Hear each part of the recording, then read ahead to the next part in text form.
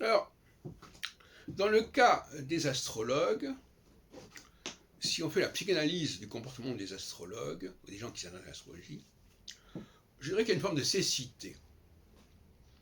C'est-à-dire que finalement, si on leur dit, mais regardez autour de vous, vous voyez bien qui est qui, à quel type telle personne correspond. Mais si on a l'incapacité de faire ce travail, si on a une espèce de blocage par rapport à l'observation de la réalité, ou si cette réalité est trop violente et trop pénible pour une raison ou pour une autre, eh bien, la solution, c'est de passer par le thème astral, par les calculs, de façon à ce que l'on puisse dire, voilà, telle personne est comme ça parce que c'est écrit dans son thème, et non pas parce que je l'ai observé. Donc c'est des gens qui ont un vrai problème de confiance en eux. On les a complètement minés à ce niveau-là.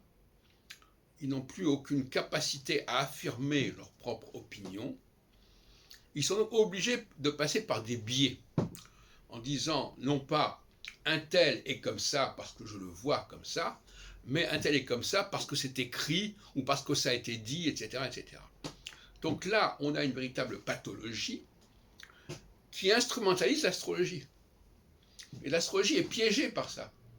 L'astrologie qui a autre chose à faire que de s'occuper de ces gens-là, elle devient, alors peut-être qu'elle s'est perpétuée grâce à ça, j'en sais rien, c'est un autre problème, mais elle devient la proie et l'otage de cette population qui a besoin d'un rapport mathématique, si on peut dire, à la psychologie, et qui ne peut pas, par elle-même, percevoir le réel. On est dans le mythe de la caverne de Platon. Ce sont des gens qui ne voient les choses que par des biais, que indirectement, et qui... alors moi, je dois avouer que je connais bien ce genre de population. Hein. Pas seulement au niveau de l'astrologie, de gens, par exemple, alors un cas amusant dans les cafés philo McDo, c'est que, par exemple, moi je posais des questions vous pouvez la voir, il y a une série qui est sur Internet, je posais des questions sur tel et tel sujet.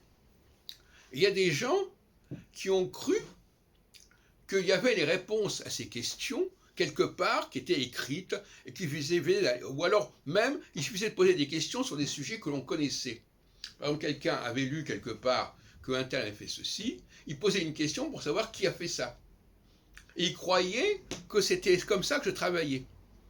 Il croyait que les questions que je posais, c'était des choses que j'avais lues ici ou là, et qu'on pouvait vérifier en lisant ce que j'avais lu.